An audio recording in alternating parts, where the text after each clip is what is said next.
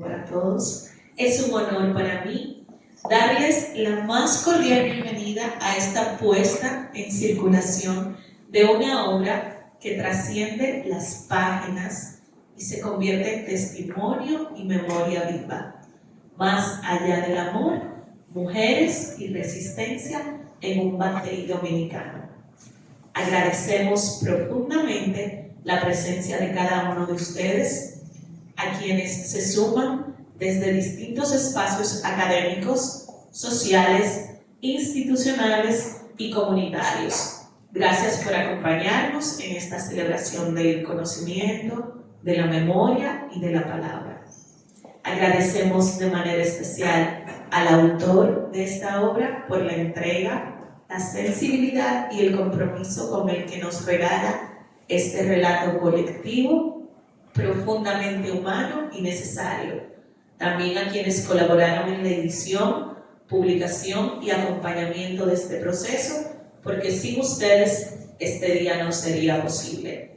Les invito a vivir esta tarde, no solo como la presentación de un libro, sino como un encuentro con voces que no han sido escuchadas. Sean todas y todos bienvenidos. Para dar inicio formal a esta puesta en circulación, procedo con la presentación de nuestros ponentes de la tarde de hoy, quienes son el señor Pablo Mella, quien es doctor en filosofía y teólogo, actualmente es director académico del Instituto Superior Pedro Francisco Bono, dirige la revista Estudios Sociales y la editorial universitaria Bono, es columnista regular de la revista Eclesial Amigo del Hogar y es Premio Nacional de Literatura 2013 en ensayo político por su primer libro, Los Espejos de Duarte.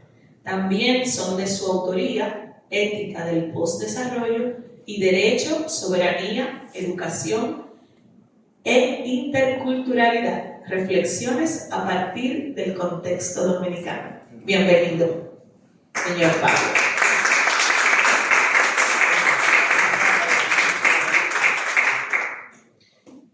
Nos acompaña el señor Wilfredo Lozano, quien es sociólogo y director ejecutivo del Instituto Nacional de Migración de la República Dominicana. Fue el primer director fundador del Programa Dominicano de Flaxo y secretario general para América Latina, contribuyendo decisivamente al desarrollo de la investigación social en la región. Premio Nacional de Ciencias Sociales 2010, ha dirigido centros académicos, impartido docencia en diversas universidades y publicado más de 30 libros, muchos de ellos sobre migración. Gracias por su presencia, señor Wilfredo. Y con nosotros, una pieza importante esta tarde es el señor Raúl Seca Castel, quien es investigador postdoctoral en Antropología Cultural y Social, profesor contratado en la Academia de Bellas Artes Santa Giulia de Brescia y quien tiene como sus intereses la antropología de la esclavitud y de género, así como la antropología visual y del arte, con un enfoque particular en el Caribe y República Dominicana. Es autor de monografías, artículos científicos y documentales de carácter etnográfico.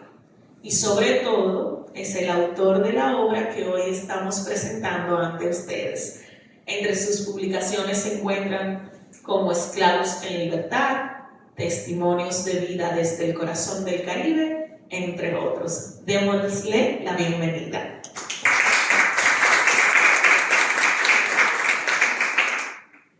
Antes de proceder a escuchar la participación de nuestros ponentes, recibamos a la señora Sheila Valera, directora de Flaxo, República Dominicana, quien tiene para nosotros unas palabras.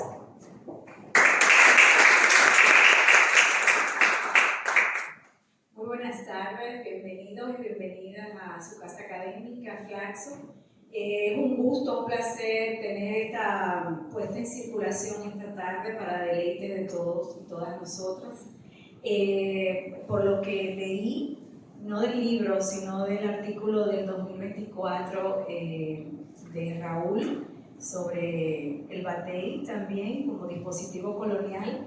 Realmente me dio mucho gusto que sea tan insistente en este tema y que tenga un acumulado de publicaciones, de trabajo de investigación sobre estos temas que son tan relevantes y al mismo tiempo que en los últimos años ha habido una disminución de investigaciones y estudios tan completos como los que él está trabajando. Así que es un placer tenerlo, Raúl, aquí, y tener también a Pablo Mella y a Wilfredo como comentaristas esta tarde, de manera que disfrutemos y también hagamos más difusión de la publicación para que podamos trabajarla en las clases, con otros grupos de estudiantes que están trabajando migración o otros temas vinculados a antropología cultural, sociología, etcétera. Creo que algunos de los docentes universitarios, investigadoras que están aquí presentes pueden ayudar con esa difusión de investigación de calidad en este tema, que es muy importante que podamos seguir profundizando y podamos ver el batey también hoy día. Hay investigaciones que ya se hicieron en los últimos 10 años, pero es necesario actualizar las miradas, los enfoques, los análisis y reinventar también este espacio de trabajo, de publicación desde enfoques que nos ayuden a repensar este problema. Así que muchísimas gracias por estar aquí y por disfrutar esta tarde de la publicación Más allá del amor, mujeres y resistencia en un batey dominicano. Muchas gracias.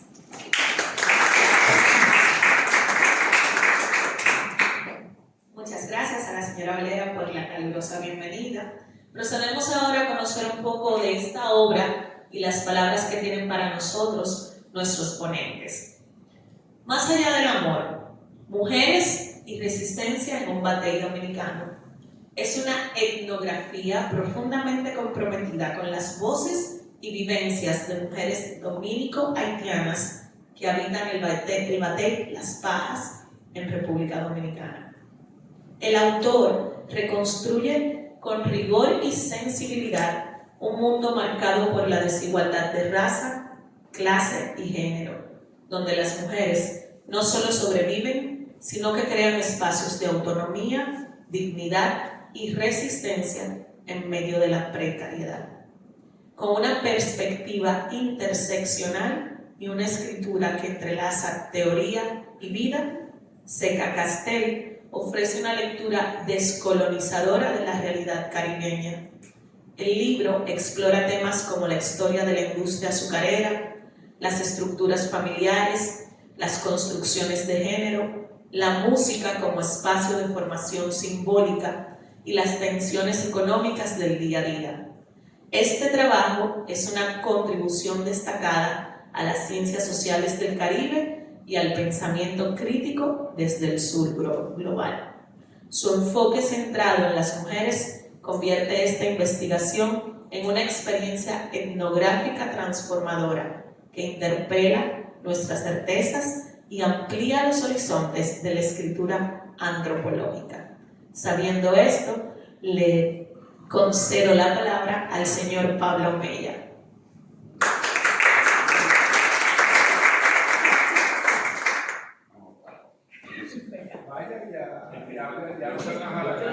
Yo tengo que dejar.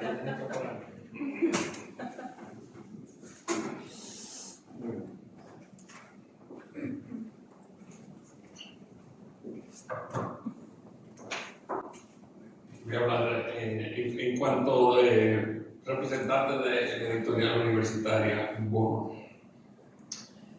Bueno, es que unas palabras de bienvenida al libro, al trabajo del editorial. Con profunda satisfacción damos bienvenida a la cuarta entrega de la colección Ensayos Bono, que se enriquece con esta obra del antropólogo social italiano Raúl Seca Castell. Ya sabemos, su título es Más allá del amor, mujeres y resistencia en un batería dominicano. Ya caigo en la primera tentación de lo que no está escrito. Raúl, ¿por qué más allá del amor? No me quedó claro. Esa es la primera, aprovechando para la sesión de preguntas. Más allá del amor. Esta publicación representa un valioso aporte a la misión de la Editorial Universitaria Bono, proyecto del Instituto Superior Pedro Francisco Bono, que busca ofrecer una plataforma rigurosa y comprometida para el pensamiento crítico, la investigación situada y la transformación social, teniendo como punto de partida la República Dominicana, pero sensibles y abiertos a la realidad del Caribe. Este trabajo de nuestra editorial busca responder a los serios problemas de publicación que existen en nuestro país. Estos problemas se agavillan, se centran en dos ejes fundamentales. Por un lado, la financiación. Muchos autores pues, tienen dificultad para publicar libros que respondan a sus necesidades de comunicación, de sus trabajos, etc.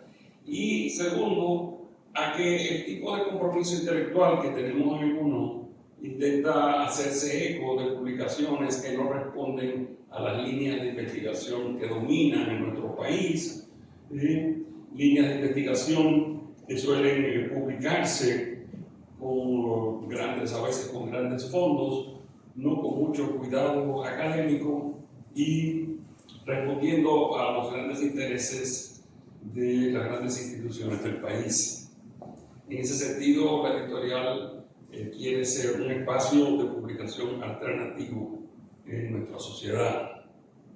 Dentro de ese trabajo, tenemos como propósito acercarnos a otras instituciones que hacen el mismo trabajo o un trabajo parecido y que precisamente procuran abrir una línea editorial bien cuidada, seria, pero ofreciendo una visión distinta de los acontecimientos y un análisis diferente de las estructuras sociales de nuestro país y de la región.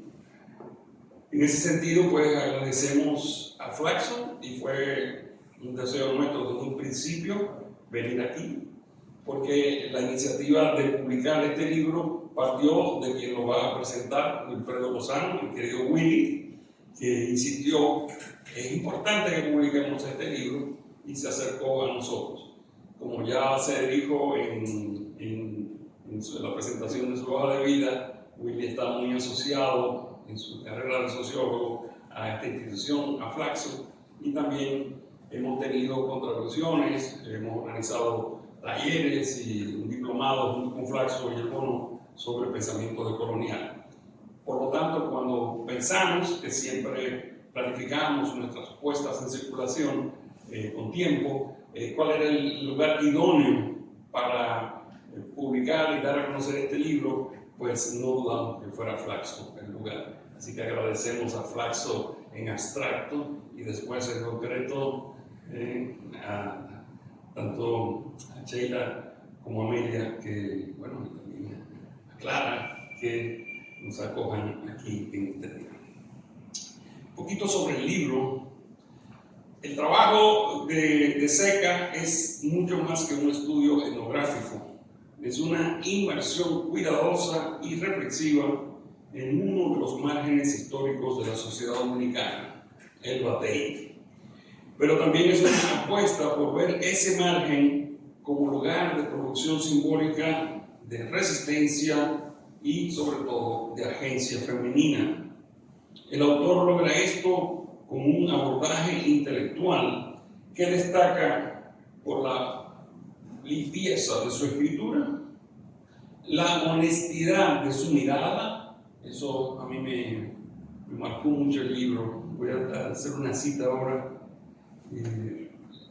La honestidad del libro es impresionante y sobre todo por la extraordinaria integración de 5 registros epistémicos que enriquecen la obra desde diversos planos de lectura. Como nos advierte el mismo autor, el texto, no busquemos en sus páginas el esbozo ideológico de una mujer típica y sufrida del tercer mundo, que era lo que el mismo autor llamaría algo así como el arquetipo de la mujer tercermundista, sino en el texto tendremos un examen sincero de los productos deshumanizantes del capitalismo global en sus periferias olvidadas. Esto se logra justamente por esos 5 registros epistémicos que vamos a describir a seguidas como un aporte importante a nuestro trabajo editorial. Antes de hablar de los 5 epistémicos, déjeme leer el párrafo que a mí me llegó especialmente y que hasta me cuestionó, ¿no? Entonces,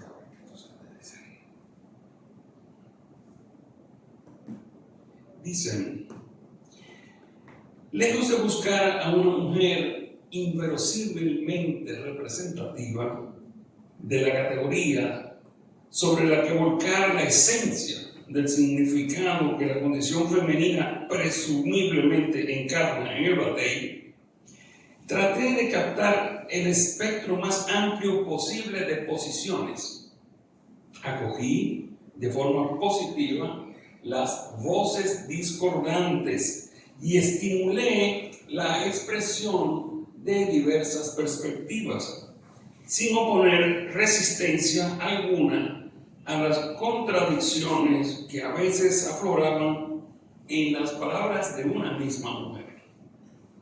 Bajo el signo de una necesaria reciprocidad, además, para estimular el interés y la curiosidad de mis interlocutoras y provocar reacciones que en algunos casos resultaron muy significativas para la comprensión etnográfica de su mundo afectivo y relacional, expuse con frecuencia experiencias íntimas relacionadas con mi historia personal de vida. No te las vamos a preguntar. Voy a los... me llamó mucho la atención esta problematización típica, ¿no?, del antropólogo sobre la etnografía. Voy a los 5 puntos que señalé. Primer punto: conocimiento de los estudios caribeños. La obra dialoga sólidamente con la tradición de estudios caribeños, especialmente con la línea abierta por Sidney Mintz sobre el Caribe como área sociocultural estructurada en torno a la plantación. El autor recoge este legado con respeto, pero lo tensiona y actualiza al incorporar como interlocutor central, no único pero central, al antropólogo cubano-americano Samuel Martínez. Tenemos una obra antológica de él en un proceso que vamos a publicar, hecha por él mismo, así que cómprenla cuando salga. Samuel, estamos trabajando en un libro del gratis, cuyas investigaciones sobre el batey y la racialización en República Dominicana permiten abrir nuevas vetas interpretativas desde una perspectiva crítica decolonial, como ya fue dicho. Segundo punto: dominio de la antropología social, no solo en su dimensión teórica, sino en la práctica fina de la etnografía.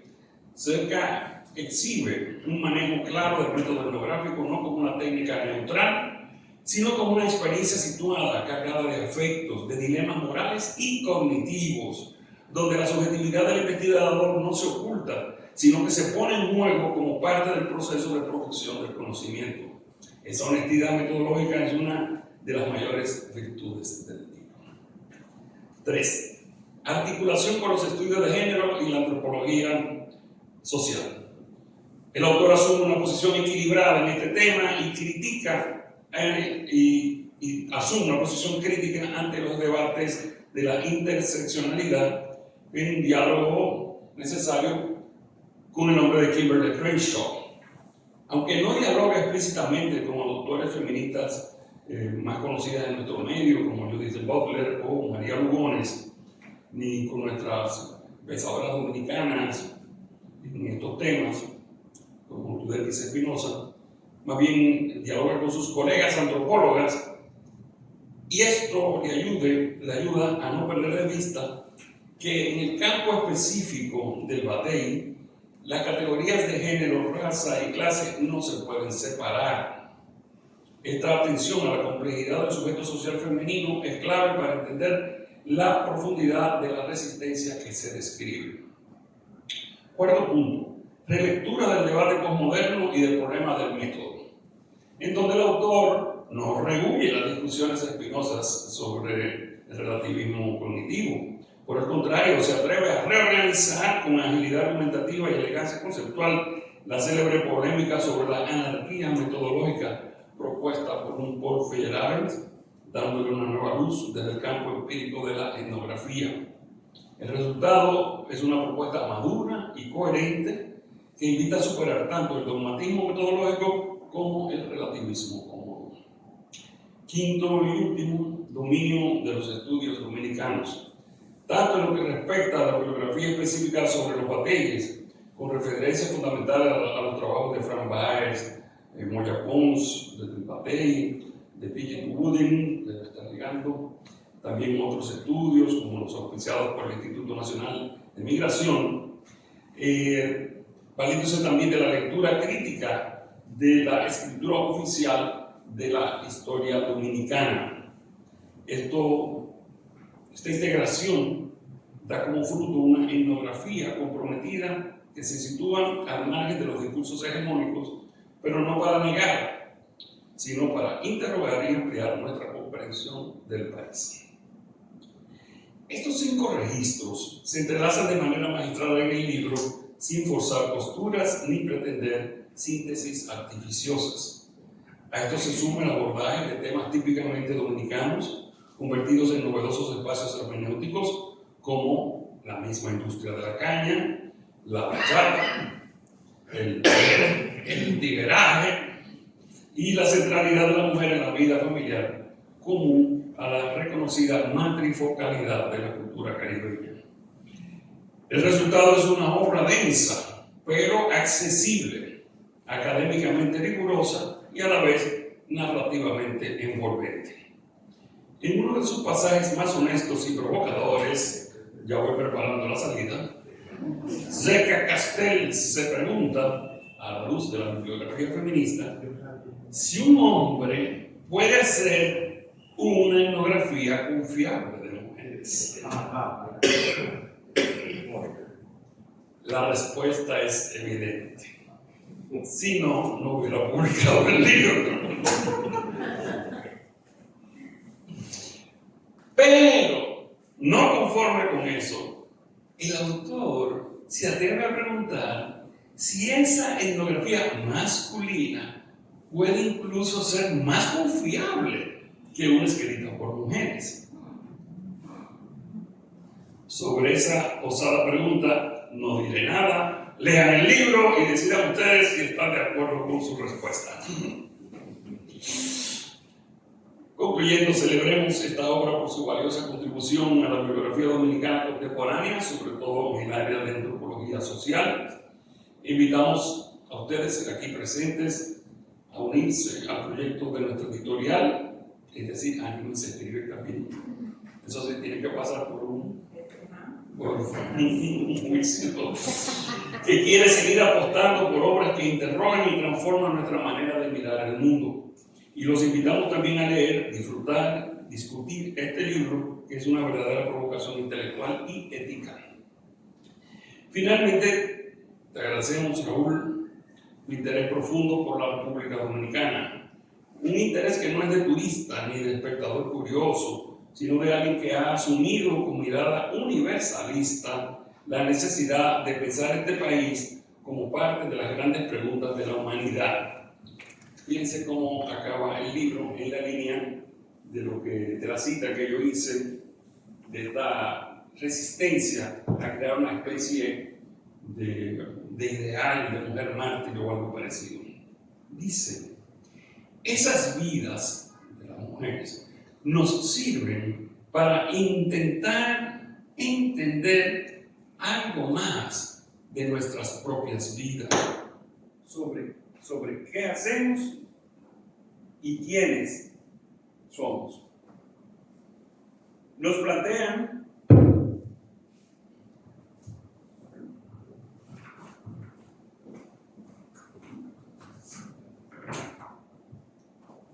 vuelvo y leo la cita. Esas vidas nos sirven para intentar entender algo más de nuestras propias vidas, sobre qué hacemos y quiénes somos. Nos plantean preguntas sobre lo que significa ser humanos y nos invitan a intentar lo que el filósofo Carlo Rossini ha llamado la genealogía del humano.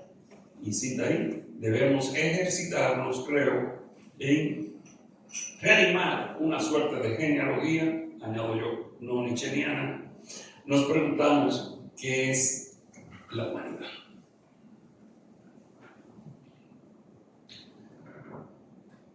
La mirada puede ser que es universalista y nos invita a pensar nuestro país y concretamente la suerte de estas mujeres como parte de las preguntas de la humanidad.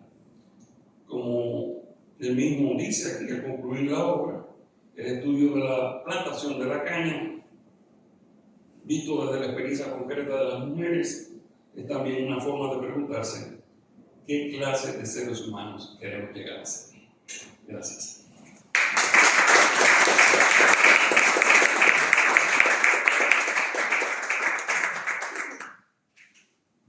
Bien, agradecemos la intervención del señor Pablo Mella con su perspectiva desde la editorial.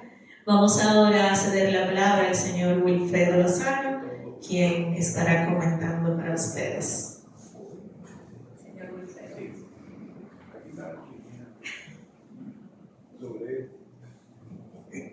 Muy bien.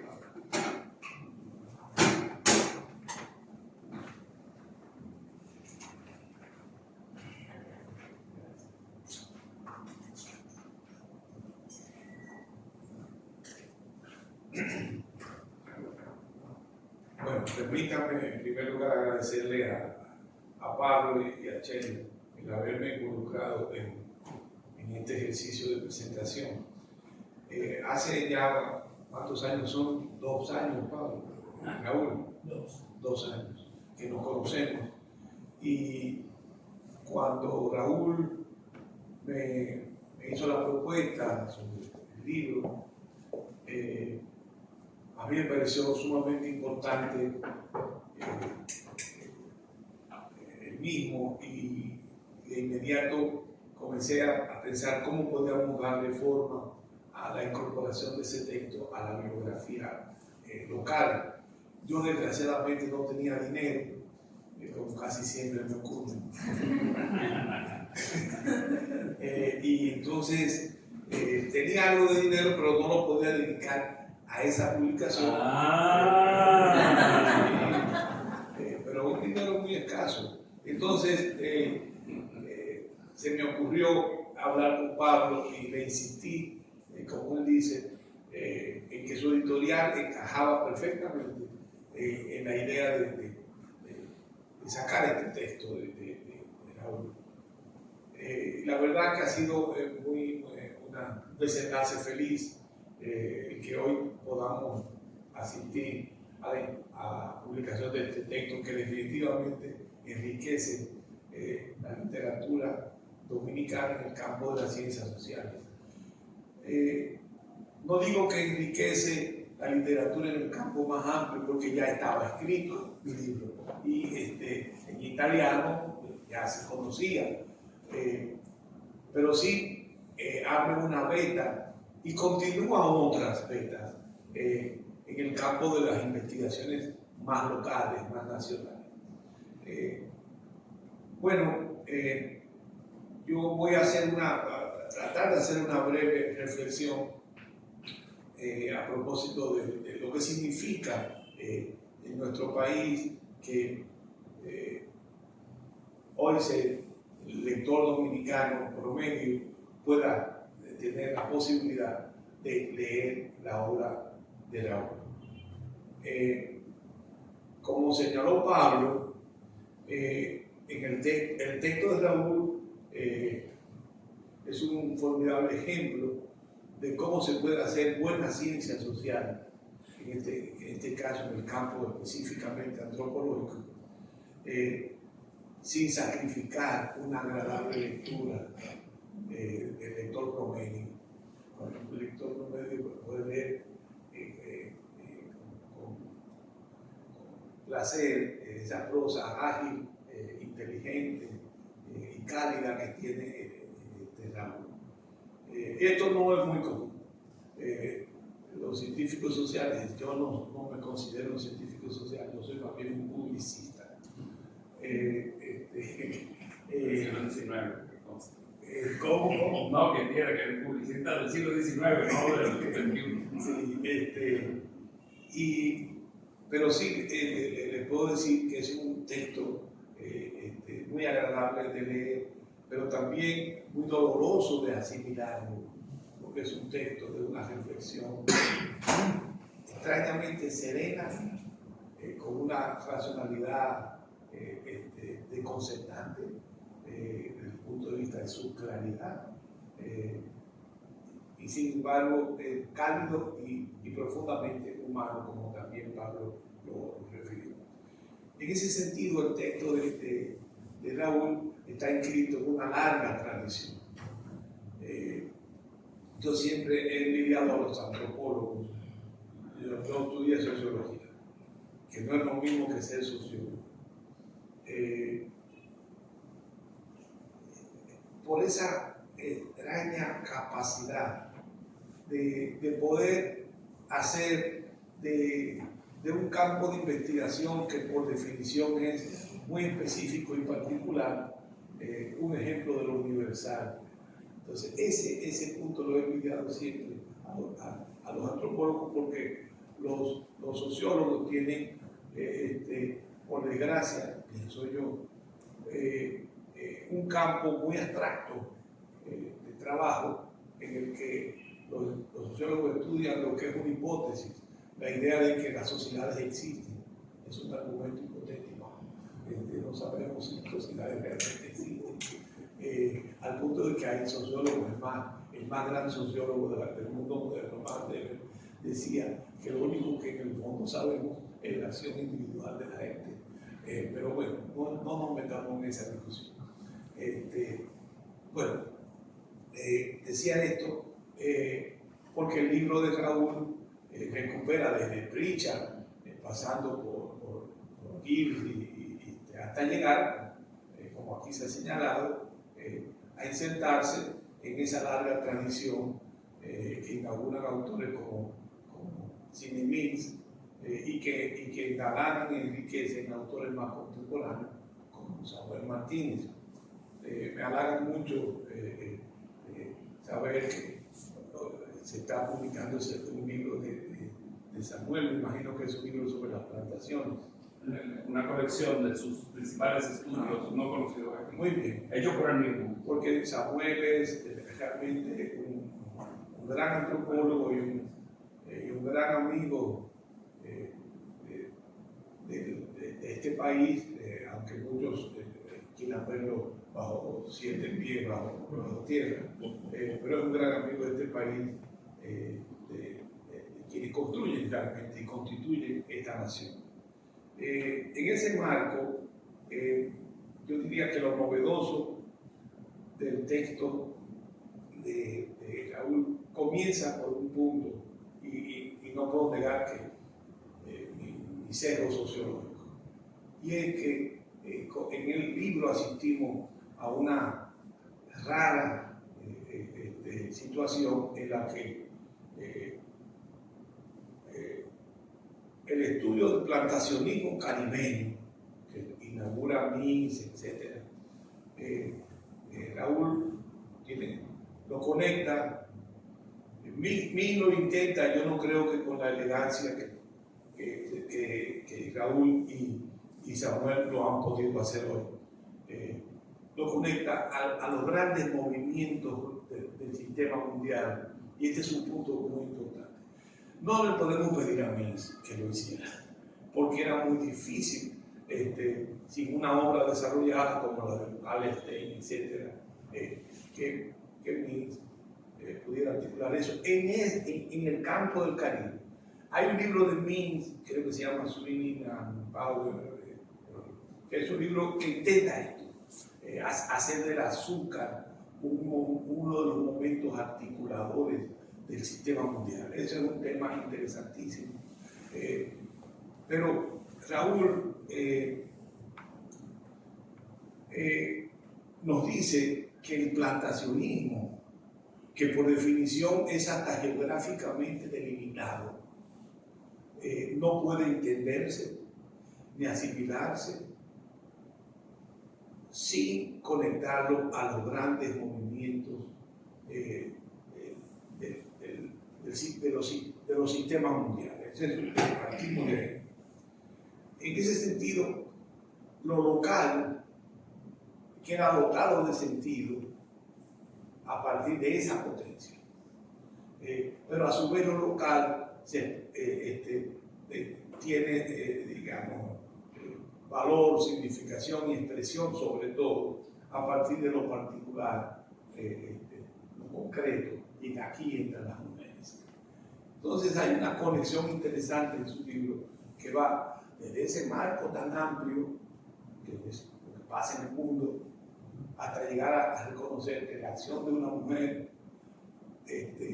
por insignificante, pequeña que sea, es una acción determinante para que funcionen los sistemas vistos como grandes estructuras. Esta es una línea de trabajo importante.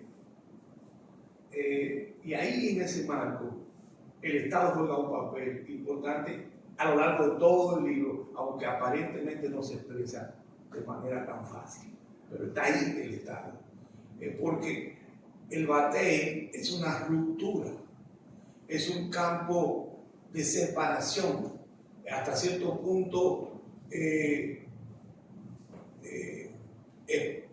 expresamente armado para que se vea la ruptura y la separación. Es decir, es una lógica de no inclusión que tiene un significante muy claro. El batey no se conecta con el resto. Y eso, el Estado es el encargado de resolver esto.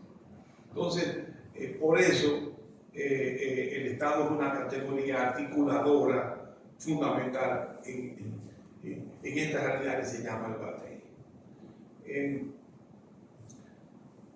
El otro punto es que la reproducción social de esa realidad, la cultura juega un papel determinante. Entonces, normalmente estamos acostumbrados a ver con ese marxismo decimonónico de que la reproducción social es un fenómeno que lo deciden las estructuras, aunque no sepamos muy bien cómo se arma eso, cómo se come, pero en el caso que nos ocupa hay una demostración muy clara de que la reproducción social es casi un producto de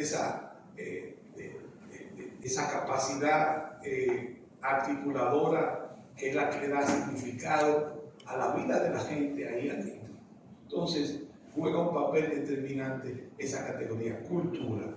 Y en ese sentido, una cosa tan extraña como la bachata juega un rol no solamente en el sentido de ser un elemento de construcción de identidad, sino también es un vehículo de crítica social, es un vehículo de, digamos, de asignación de sentido a la vida de la gente, pero también potencia algo que los discursos incluso de izquierda no ven.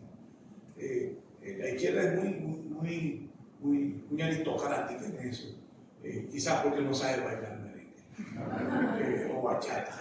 Sí, la izquierda no sabe bailar bachata, porque los izquierdistas somos muy rígidos, no nos enseñaron a bailar, y eso yo nunca lo pude aprender. Yo tengo un amigo que ha muerto, que se llama Carlos Dore.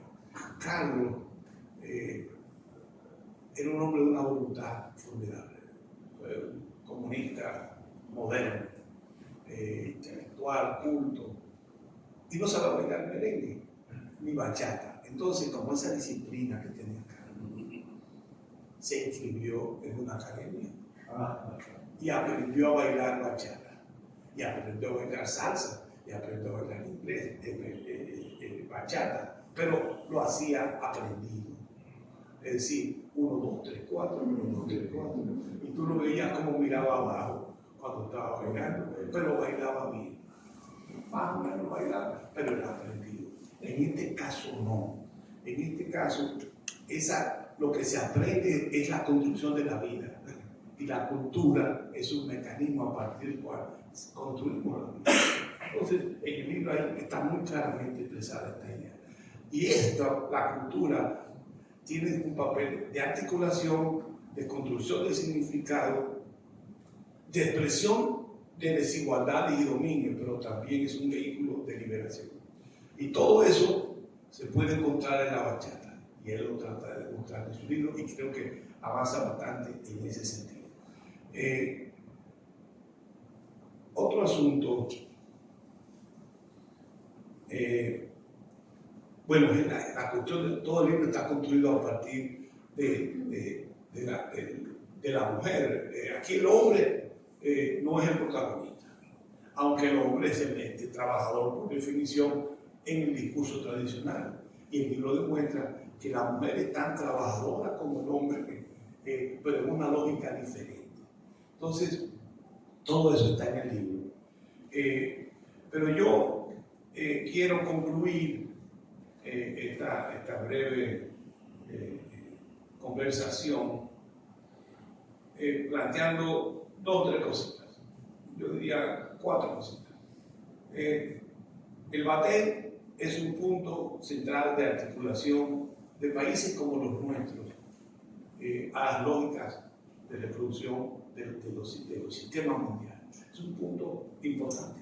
No importante en el sentido del dramatismo de lo que pasa en el batey, en el tema de la exclusión, etc. No. Es importante porque revela la potencia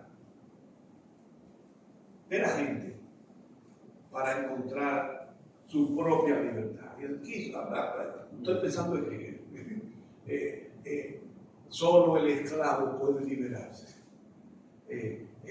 La relación entre el amo y el esclavo, el único que tiene la posibilidad de ser libre es el esclavo, porque lo otro es la negación total de sí mismo, del Señor. El batey no solo expresa el dolor de la segregación, de la exclusión llevada casi al absoluto. Es también una muestra de la potencia liberadora de la gente, de las víctimas de esa situación. Primera idea. En ese sentido, el batey también comienza expresando no solamente el padecimiento de la exclusión, sino la potencia de articular un acto liberador. El batey es un punto que muestra la fuerza del Estado, pero también su extrema fragilidad. Y esto se demuestra, esto no es un tema del libro, como un punto interesante, que sí de alguna forma está tratado en el libro. El batey hoy está desapareciendo. Lo que era el batey, incluso en los debates hoy que yo tengo que asistir a unas reuniones que se hacen todas las semanas sobre la cosa de la reforma del sistema migratorio y todo eso. La idea que se quita del batey es la idea del principio del siglo. Ese batey hace mucho que ya se murió. No, pero ¿cuál batey es? Bueno, es un batey distinto. Es un batey totalmente diferente. Es un batey que está muy articulado al resto. En consecuencia, ya la idea mítica del batey totalmente desconectado es falsa. El batey es hasta cierto punto un eufemismo, porque el batey está articulado a la urbanización de las sociedades. El Batey es casi un pequeño poblado, o una suma de pequeños poblados que se conectan con las ciudades más cercanas y que eran, de alguna manera, estaban conectadas con las grandes plantaciones en lógica de comercio, etc. Eso está desapareciendo. El Batey también está desapareciendo porque ya no solo viven extranjeros, haitianos, decomillados, ahí viven dominicanos. En parte porque son los hijos de esos que nacieron ahí, pero también en parte porque los dominicanos que no eran del Batey se casaron con haitianas o con haitianos y viven en el Batey. Entonces, eso está cambiando. Eso es lo que está expresando.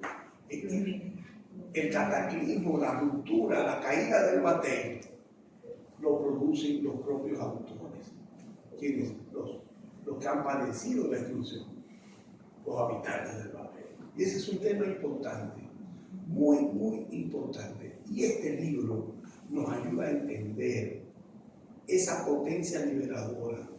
Y en este caso, no por la vía del hombre trabajador tradicional de la clase obrera, sino por la vía de la mujer, que es el eje clave que articula esa sociedad que le hemos definido como Batey, o el campo de articulación de relaciones sociales, que la definimos como el Batey. La mujer juega ahí un rol no solamente articulador, sino también liberador. Y todo eso lo dice el libro de Raúl. Al menos es lo que yo he interpretado, y ese libro me ha ayudado a mí mucho a entender el cambio social que vive nuestro país, pero también me ha ayudado mucho a comprender que la posibilidad de un cambio en la sociedad no lo da solo la lucha frente al Estado directamente, el ser visto como el campo de relaciones de dominio sobre determinados grupos, sobre el conjunto de la sociedad, sino también leído como la posibilidad que tiene el ciudadano común de armarse y generar realidades sociales, generar una potencia transformadora que no es simplemente un choque con el Estado, es de alguna manera un choque con el Estado, pero con algo más. Y en ese proceso hay un cambio que puede transformar y que debe transformar nuestra propia realidad. Yo creo que si leemos una cosa así, hay una potencia de organización, hay una potencia de transformación que la tenemos que buscar no tanto en la categoría Estado, sino en la categoría sociedad. Un señor que se puso viejito en Londres, estudiando como un loco qué pasaba en el mundo que se había industrializado, y entendió que el punto no estaba en el Estado, el punto está en la sociedad. Y eso nos ayuda a entenderlo, Raúl, hoy más que nunca. Muchas gracias.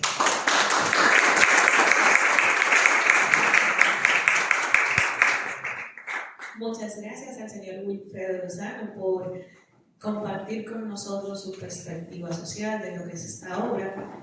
Ahora vamos a escuchar al responsable de que hoy estemos aquí reunidos, al señor Raúl Seca. Pase adelante.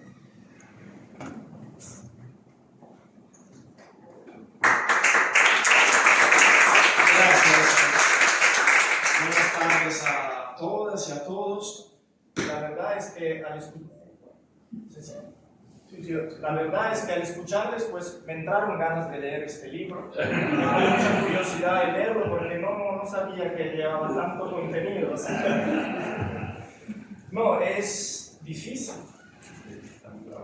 Va a ser muy difícil añadir más reflexiones a las que ustedes llevaron aquí, pero por suerte tengo algunos apuntes que escribí. Y el intento es ser breve porque la realidad es que me encanta escucharles hablar de mi libro, no tanto de mi libro, sino del tema. Entonces quisiera dejar algún tiempo para si hay comentarios, preguntas, reflexiones que compartir. Bueno, es un verdadero placer, un honor y una gran emoción realmente estar aquí con ustedes hoy. Y quiero comenzar agradeciéndoles sinceramente por acompañarme en una ocasión tan especial como es esta publicación. Son muchas las personas que tengo que agradecer por haber hecho posible que este libro cobrara vida, así que permítame mencionar solo algunas de ellas. Voy a comenzar por el doctor Wilfredo Lozano, quien fue el primero en interesarse en su publicación hace 2 años, lo mencionaba antes, era el 2023, y me recibió en su oficina y empezamos a hablar del libro y le encantó el título italiano, tal vez fue eso que... ya lo mencionaré más tarde, el título, porque para responder a la pregunta de Pablo también sobre qué significa más allá del amor, por qué lo cambiamos del italiano. De igual manera agradezco al doctor Pablo Meyan, el director de la editorial, por haber transformado ese interés en una hermosa realidad. También quiero expresar mi agradecimiento a la subdirectora Nancy Seller, que hoy no puede estar aquí, pero que acompañó paso a paso todo el proceso editorial, y por supuesto a todo el equipo de redacción por su trabajo silencioso pero fundamental. Y bueno, no puedo dejar de agradecer a la doctora Sheila Valera por acoger este encuentro con tanta amabilidad. Y quisiera aprovechar de esta ocasión para compartir con ustedes algunos detalles de este libro, empezando por su origen. Voy a tratar de trazar la genealogía de este libro. Este libro nace de una investigación etnográfica que yo realicé entre 2017 y 2018 en un batey de la provincia de Hato Mayor del Rey, en la región este del país, y concretamente en el batey Las Pajas. Un batey en el que permanecí varios meses compartiendo mi vida cotidiana con sus moradores, y especialmente con las mujeres, investigando la dimensión más íntima, relacional, afectiva y sentimental de sus vidas. Más adelante voy a decir algo sobre la metodología, ya que se solicitó esto. Pero la verdad es que, sin embargo, el libro es el resultado de un interés y una relación con la República Dominicana, con los bateyes, con el contexto de plantación azucarera y con la cuestión histórica de la presencia haitiana en el país, que se remontan al año 2013, cuando realicé mi primer trabajo de campo en el mismo batey Las Pajas, investigando en aquel tiempo las condiciones de vida y de trabajo de los braceros empleados, o mejor dicho, explotados, en las plantaciones de caña de azúcar de la región este. En esa ocasión también permanecí varios meses en el mismo batey Las Pajas. Visité alrededor de 40 bateyes, no solo de la provincia de Hato Mayor, sino de la provincia de San Pedro, de La Romana, hasta Barahona, en la frontera, y entrevisté decenas de picadores, sobre todo, con una metodología que en aquel entonces se podía definir una antropología desde abajo, ¿no? Existe una antropología desde arriba y una antropología desde abajo. Por lo que es mi carácter, siempre me ha gustado compartir mis momentos, mi vida cotidiana con los de abajo. Entonces, en mis estudios casi nunca hay entrevistas con instituciones o con altos niveles, porque ya tienen voz y espacios para expresarse. Entonces, me parece que es mejor emplear ese tiempo para escuchar las voces de los que nunca son escuchados. Y en esa ocasión también realicé un documental sobre esa realidad tan dura, sobre la cual ya se ha escrito mucho y que todos ustedes seguramente ya conocen. De esa investigación surgió mi primera monografía, un libro cuyo título era Como esclavi in libertà, se mencionó antes, y cuya traducción sería Como esclavos en libertad. Un título que no es mío y que es una frase con la cual un joven picador de caña respondió a mi pregunta sobre cómo podía definir su condición y la de sus compañeros de trabajo. Literalmente, y abro la cita, me dijo: somos libres porque no tenemos cadenas en los tobillos, no hay guardias que nos impiden salir del batey, pero de hecho somos como esclavos. No podemos dejar el batey hasta que no paguemos la deuda en el colmado. Por eso somos como esclavos en libertad. De ahí surgió todo el tema de la así llamada deuda inducida, un sistema económico que todavía hoy en día sigue produciendo condiciones de esclavitud moderna en todo el mundo, pero sobre el cual no me voy a detener para llegar a decir algo sobre el libro que estamos presentando. Es cierto que la situación de los bateys ha cambiado. Podría afirmar con seguridad que ya no existe ese sistema económico, por lo menos en los bateys que yo visité. Vengo ahora, la semana pasada, del mismo batey Las Pajas, y efectivamente es un mundo completamente transformado en tan solo 12 años, desde la primera vez que yo lo visité en 2013 hasta la última, la semana pasada. Es un mundo completamente transformado y solo cabe mencionar el hecho que algunas casas tienen aire acondicionado, algo que era impensable. Cuando yo estuve en ese batey, que es uno de los más grandes de la zona, que fue un batey central cuando surgió, en 2013 no tenía electricidad. Yo viajé allá y permanecí 5 meses allá con un teléfono que solo podía enviar SMS para comunicar con mi familia, y nadie más tenía un teléfono. Hoy todo el mundo tiene un smartphone, está conectado a internet y está conectado a esos imaginarios, ¿no?, globales y entonces con todo lo que conlleva esto. Y además, hace no mucho escribí también un artículo en el que planteo esta transformación vinculándola a un cambio que a partir de la idea del batey como gueto socioeconómico, como cárcel al aire abierto, se ha transformado casi en un refugio. El batey era un lugar del cual las personas deseaban huir. Hoy es un lugar en el cual las personas, sobre todo los haitianos claramente, se sienten protegidos, sobre todo en los últimos años, ¿no?, de las redadas de inmigración. Entonces es un lugar que ya es acogedor para muchas personas. Una mujer me dijo: yo no me voy de aquí si no es en un ataúd. Por decir que se siente ya orgullosa de pertenecer a esa realidad. Entonces, claro, es el libro también un testimonio de un proceso histórico.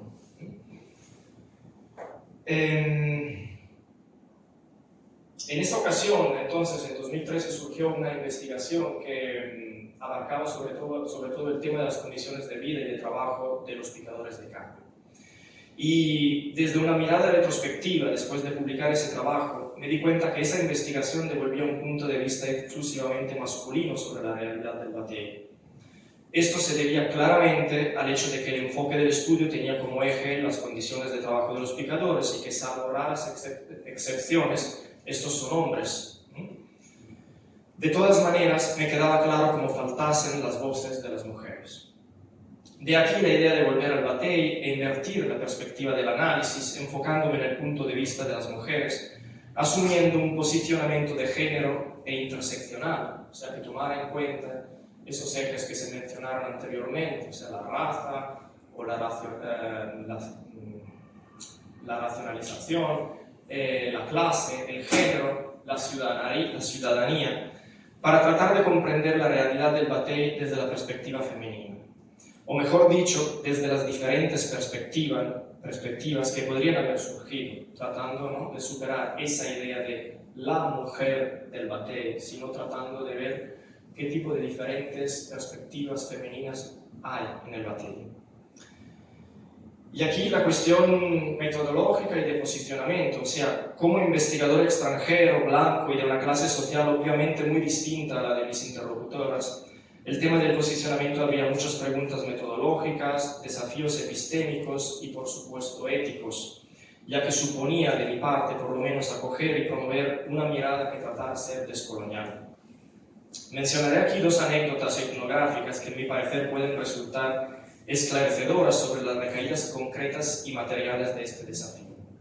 Cuando llegué en 2013 en el batey de Las Pajas, tratando con el propósito de investigar las condiciones de los picadores de caña, me di cuenta en los primeros días que cuando yo trataba de acercarme a alguno de ellos, a los barracones, donde todavía vivían, parecía que todo el mundo se escapaba, huían de mí.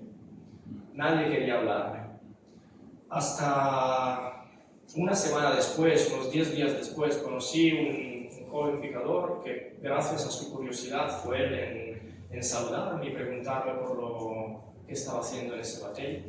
Y así tuve la oportunidad de explicarle que estaba interesado, como trabajo universitario, pues en conocer esa realidad y también como compromiso personal en denunciar esa realidad, el trato que estaban recibiendo y que me quedaba bien claro ya en esos primeros días. Pero le dije que tampoco había tenido la oportunidad hasta ese momento, excepto su caso, de hablar y conversar con los picadores. Y entonces su reacción fue tan clara para mí que me quedé sorprendido, porque me dijo, es que cuando nosotros lo vimos llegar, pensamos que vino aquí a adquirir nuevas tierras y abrir un ingenio, y a buscar gente para que trabajara para usted. Entonces mi cuerpo ya había hablado antes de que yo pudiera decir algo. En 2017-2018, cuando volví otra vez, y esta vez con el propósito de tener un enfoque de género, y pensando que hubiera sido todavía más difícil acercarme y acceder, ¿no?, a la dimensión femenina y sobre todo a la dimensión más íntima, relacional, afectiva, también me pasó algo muy similar. Por un lado, los hombres pensaron, debido a mi atención a las mujeres, que solamente buscaba una mujer para yo casarla y llevármela allá afuera, como decían ellos, ¿no? Allá afuera, que eso era América, porque Italia ya no la colocaban en ningún lado, sino adentro de los Estados Unidos. Y por otro lado, de mi parte, tenía muchos temores y muchas perplejidades en pensar que hubiera podido tener acceso a esa dimensión. Entonces lo que pasó es que algunas mujeres que yo había conocido en 2013, 5 años antes, me reconocieron y empecé a conversar con ellas, explicándole que esta vez había vuelto de alguna manera para saldar una deuda que tenía, ¿no?, con esa parte femenina del batey. Y entonces fueron ellas mismas a empezar a contarme un poco de sus vidas y a explicarme, a entrar en detalles.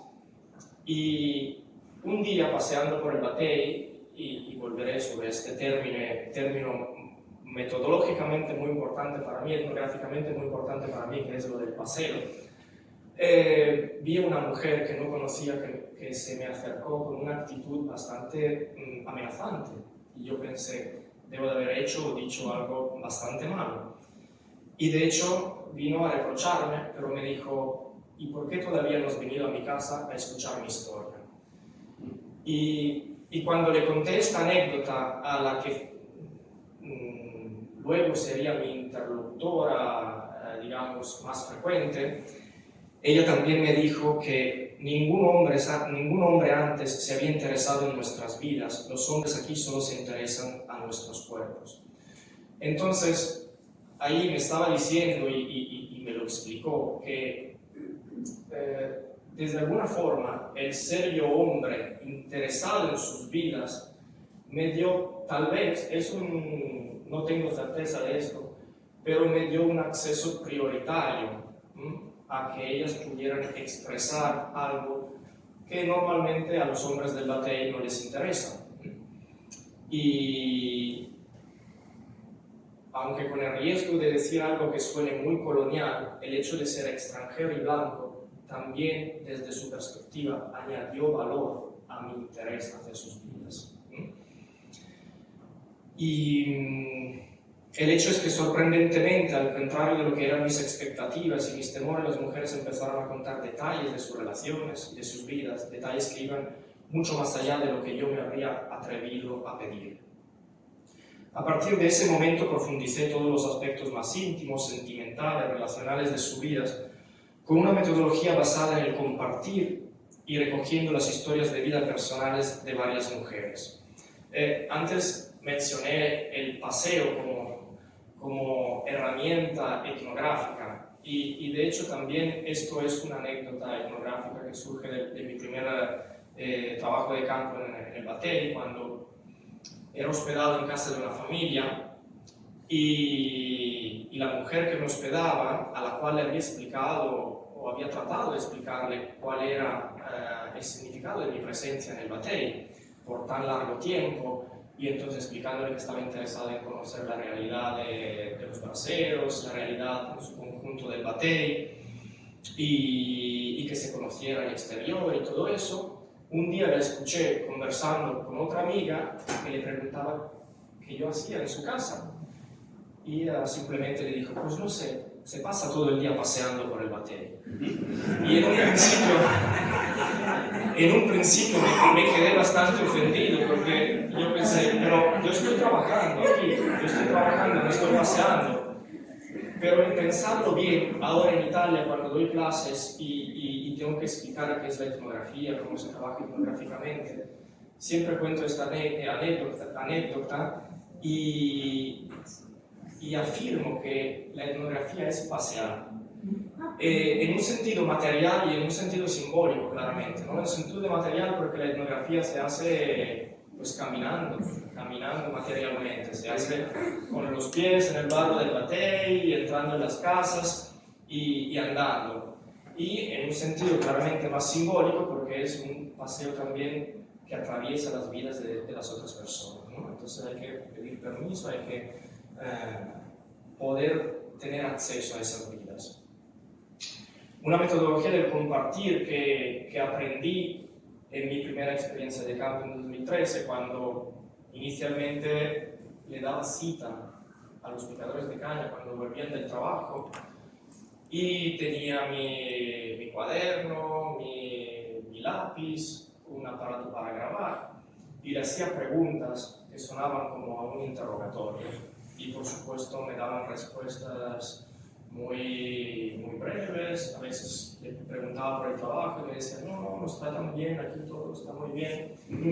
Y entonces terminaba la entrevista agradeciéndole por el tiempo y cuando apagaba todo y ponía de lado el cuaderno, entonces empezaba, no, porque sabes, ayer me pasó esto y me pagaron, no me pagaron lo que me debían. Y ahí entendí que claramente la forma de hacer etnografía es otra y es completamente diferente a la que Malinowski o la antropología clásica ha tratado de enseñarnos.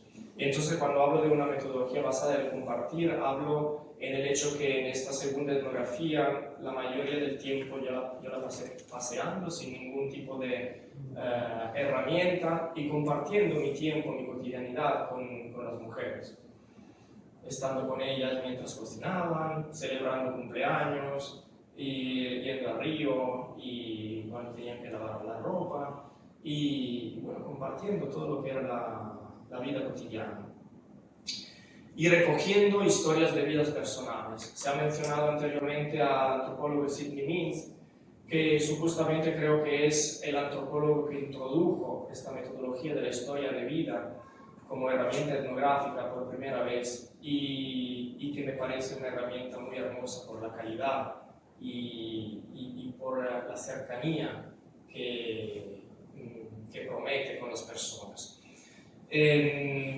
Recoger historias de vida no significa pensar que la vida de una persona o de más personas pueden ser representativas de una realidad, o en este caso de la realidad del Batey. Pero significa entender que hay elementos significativos que surgen y son recurrentes y son entrelazados sobre todo con elementos históricos, elementos económicos que tienen que ver con la historia nacional y con la historia global. Entonces es como trazar unas líneas entre estos puntos significativos que surgen de las historias de vidas para entender y comprender un poco más de sus vidas y, como se mencionaba antes, de nuestras vidas. Claramente, como estaba mencionando, con el propósito de superar el prejuicio que existiera una perspectiva femenina representativa del Batey, sino que cada mujer tuviese una experiencia personal, un punto de vista diferente, a veces conflictivo con el punto de vista de las otras mujeres, ¿no? Priorizando la heterogeneidad de las experiencias y de los puntos de vista. El resultado de la investigación, que es este libro, nos habla de un contexto muy duro, muy violento, aunque a veces se trata de una violencia transparente, una violencia que no es física, que no se ve de inmediato, porque es una violencia histórica, una violencia estructural, sistémica, subterránea. Y en particular, por lo que se refiere a las mujeres, esta violencia reside en su condición de dependencia hacia los hombres. En el contexto de plantación, las mujeres no tienen acceso a fuentes de ingreso directo y dependen económicamente de los hombres. Y esto conlleva un círculo vicioso de embarazos, abandonos, nuevos embarazos y un modelo que la literatura ha llamado matrifocal, ¿no? Donde los hombres son marginales o ausentes y las mujeres representan el eje de la sociedad de estas comunidades de plantación. Hay un refrán que recurre siempre en las frases de las mujeres con las que hablé, que es soy madre y padre, ¿no?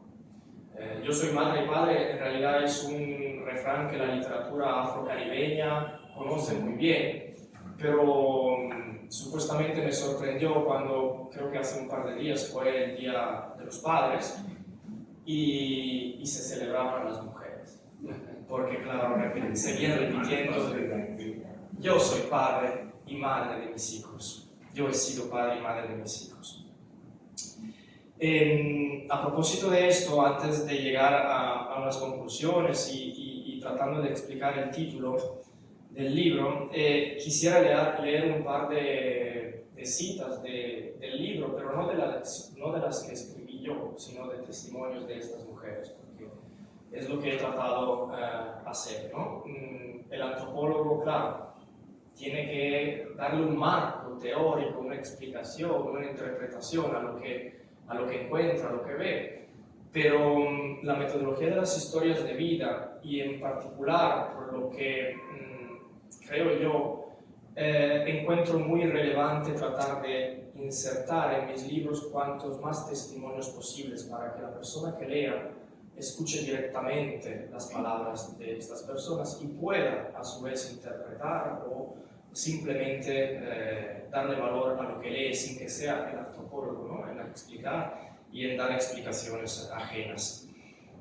Entonces quisiera leer una breve historia de vida, es la historia de vida de Nora. Yo le cambié los nombres a todas las mujeres por un acto de privacidad, aunque hubo varias y una especialmente que no quiso, yo lo cambié igual, en contra de su voluntad, porque lo que uno dice hoy no se sabe nunca si puede valer mañana.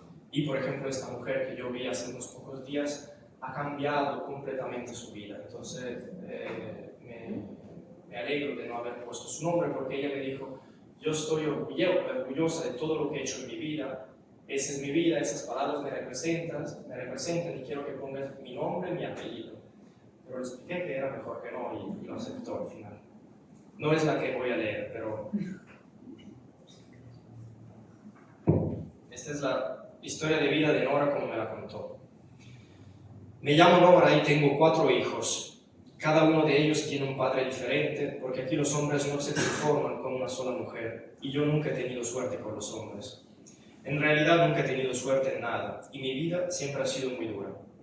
Mi mamá murió que yo tenía 9 años. Dejó 8 niños huérfanos, así que todos tuvimos que trabajar desde muy chiquitos. Ayudábamos a mi papá en las plantaciones de caña y también hacíamos los quehaceres de la casa. A mí me consiguió un trabajo en San Pedro de Macorís como sirvienta, en la casa de una señora que me trataba muy mal. Era como una prisionera, tenía que hacerlo todo en la casa, limpiar, lavar, preparar el carbón, cocinar. Estaba tan asustada y triste que no comía nada y me hacía pis encima. Una noche, cuando estaba a punto de dormir, el hijo mayor de la señora, un chico de 16 o 17 años, entró en mi cuarto para estar conmigo. ¿Sabes lo que quiero decir, verdad? Se sentó en la cama y empezó a acariciarme, mientras me decía que podíamos dormir juntos, que no era nada malo. Para mí era la primera vez, tenía 11 años y no entendía bien lo que estaba haciendo. A la mañana siguiente se lo conté a la señora, le dije que su hijo había hecho cosas malas conmigo, aunque yo no quería. Pero ella, en lugar de regañarlo, se levantó de la silla y me dio una bofetada tan fuerte que caí al suelo. Ese mismo día huí de la casa y volví al batey donde mi papá. Le conté todo llorando y recuerdo que él me dio tantos golpes, pero tantos y tan fuertes, lo recuerdo como si fuera hoy. Decía que estaba mintiendo, que no era cierto y que debía volver a esa casa porque necesitaba el dinero que yo ganaba. Antes de cumplir los 18 años quedé embarazada de un hombre que en cuanto se enteró me abandonó y nunca más se apareció. Estaba sola y desesperada, lloraba continuamente porque no sabía qué hacer. No tenía trabajo y no tenía a nadie que pudiera ayudarme. Fue entonces cuando una amiga me dijo que en Guayacán se podía ganar bien, así que decidí irme con ella. Te estoy contando las cosas como son, la simple verdad, así que como comencé a estar con los hombres. Poco después quedé embarazada de nuevo y tuve que dejarlo, porque normalmente los hombres no quieren a las mujeres embarazadas. Yo estaba embarazada y no quería que le pasara nada malo al bebé, así que regresé al batel. En mi vida siempre he trabajado desde que era pequeña y nunca he dejado de trabajar. He hecho de todo: sembrar maíz, habichuelas, caña de azúcar. He trabajado en la zona franca y como ama de casa en más de 10 casas, en Santo Domingo, en San Pedro, en La Romana, en todas partes. Y siempre por poco dinero, porque aquí es así. Se trabaja mucho y se gana poco. Y al final nosotras las mujeres nos encontramos teniendo que vender nuestro cuerpo, porque es lo único que realmente nos pertenece. Es todo lo que tenemos y los hombres lo saben. Te juro que hay momentos en los que no tienes alternativas y tienes que vender tu cuerpo para seguir adelante. He estado con tantos hombres que ni siquiera recuerdo la mitad de ellos. Ahora estoy con este viejito que tiene 80 años y yo tengo 48. Y está bien así. Vivimos como marido y mujer porque vivimos juntos. Pero él también tiene otra familia, otra mujer con sus propios hijos y no se preocupa por los míos, ni siquiera se digna a considerarlos. Para mis hijos, yo soy la madre y el padre. ¿Entiendes? Y sigue en el capítulo sobre el amor.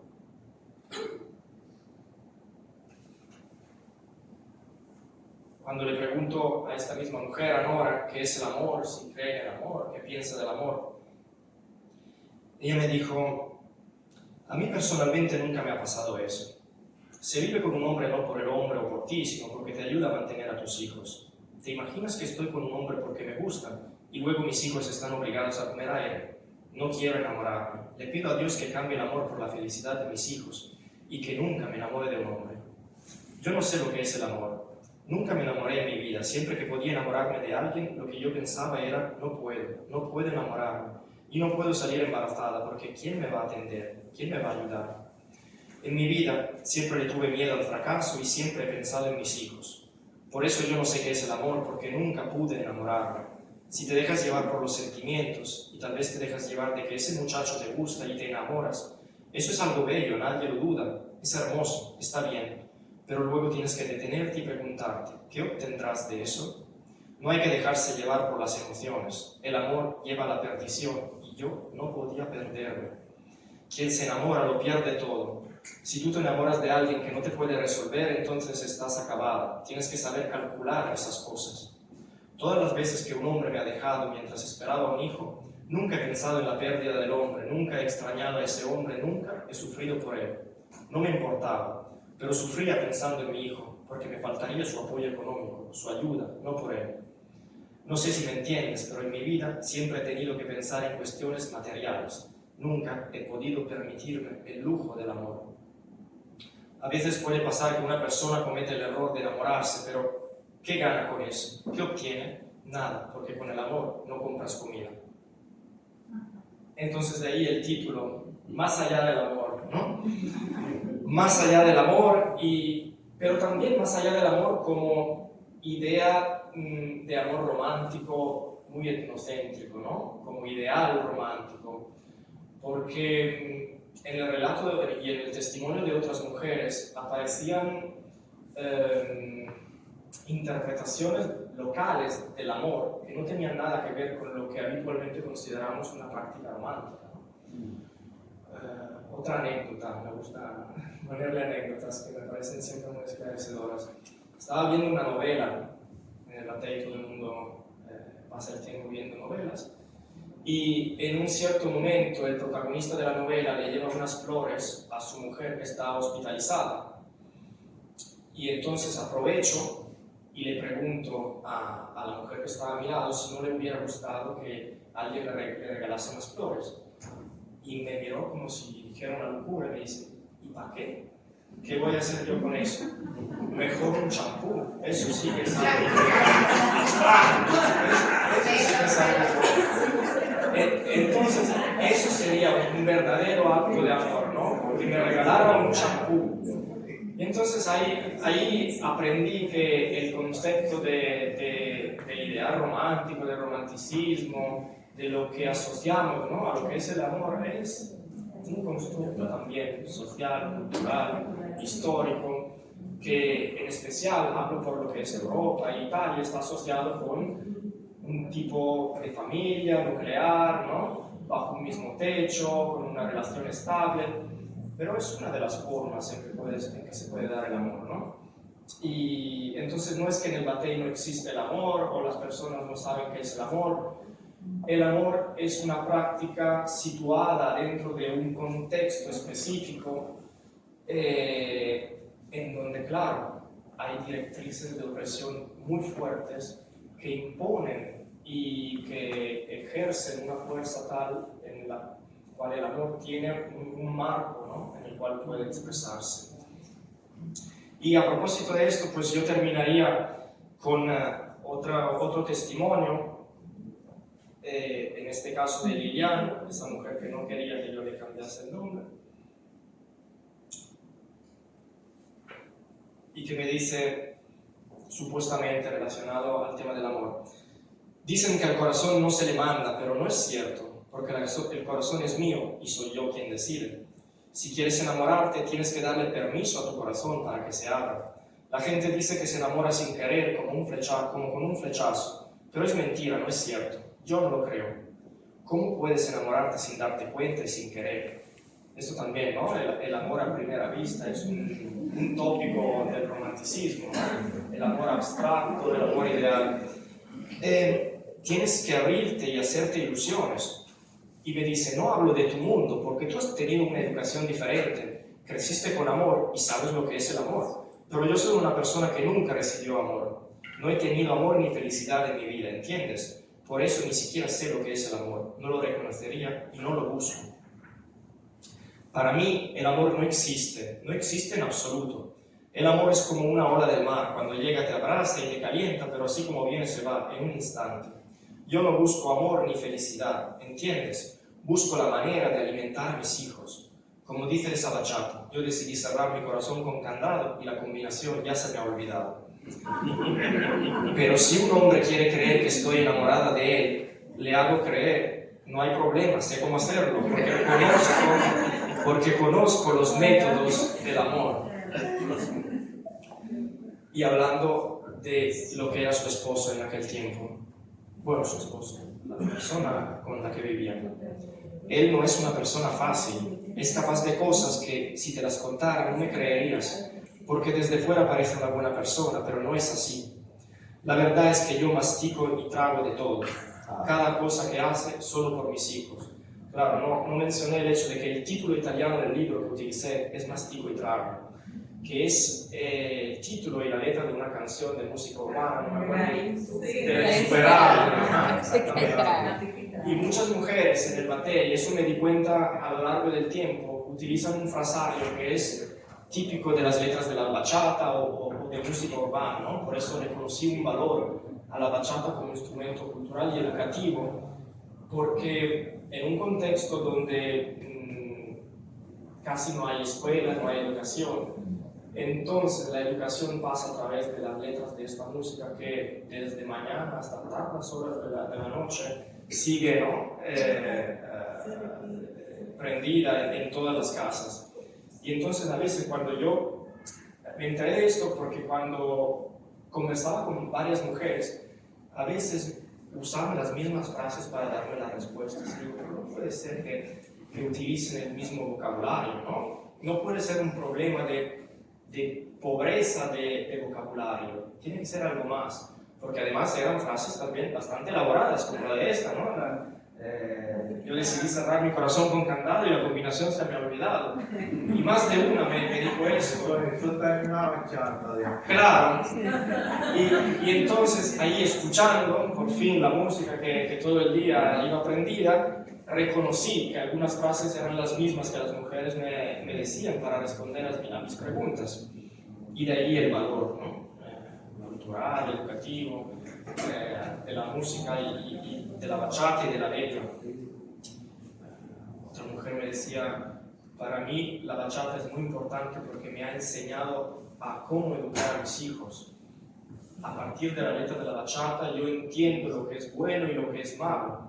Porque las bachatas, y se refieren a bachatas, ahora yo no soy un experto y no quisiera ponerme en problemas, pero normalmente se refieren a bachatas antiguas. Hablo de Ramón Torres, bachatas que hablan y se relacionan con temas muy cercanos a los temas del campo, a las plantaciones, a relaciones de género, de amor, ¿no? Entonces, muchas mujeres se reconocen en esa letra y en esas experiencias. Muchas bachatas hablan de prostitución, muchas bachatas hablan de sufrimiento por relaciones de género, y algunas me decían, cuando yo tengo que decirle o expresarle algo a la persona que vive conmigo, a mi partner, yo le pongo una bachata, porque si yo no lo sé expresar con mis palabras, utilizo a esa canción para comunicarle, y él me responde con otra bachata. Entonces es un duelo. Entonces el tema era que yo, esta mujer siempre me decía yo mastico y trago, ¿no? Y al final entendí que era el título y la letra de una canción de La Insuperable, de la música urbana, y me encantó porque fue como un acto de apropiación de parte de esta mujer de una letra para reivindicar de alguna forma el hecho de ser mujer y el valor que tiene la mujer dentro del contexto del batey. Entonces, masticar y tragar es sufrir por un lado, pero es tragar, es como metabolizar y tratar de responder con una agencia, ¿no?, que permite elaborar estrategias para supuestamente aprender esos métodos del amor y aprovechar de esos métodos del amor. Un tema muy peligroso también y muy delicado, pero que surgió de las palabras de algunas mujeres. Y esto se conecta a otro tema que trato en el libro y que aprendí viviendo en el batey, que es el chapeo, ¿no?, la chapeadora. Por un lado, el modelo ideal de los niños, cuando hablo del batey, se me sale el vocabulario de allá, porque como he estado viviendo allá, entonces de los chamaquitos de allá, ¿no? Y el ideal, el modelo, es el del tigre, ¿no? Ser un tigre porque es conseguir en cualquier forma salir del batey, conseguir dinero, conseguir mujeres, y eso es el mayor ideal para los hombres.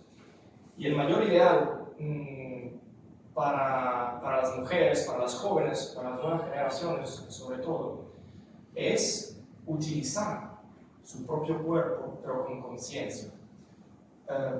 Una mujer me dijo, todo lo que tenemos es nuestro cuerpo, también lo decía la mujer que mencioné antes, y entonces los hombres piensan que son ellos a explotarnos, pero en realidad somos nosotros a quienes nos explotamos.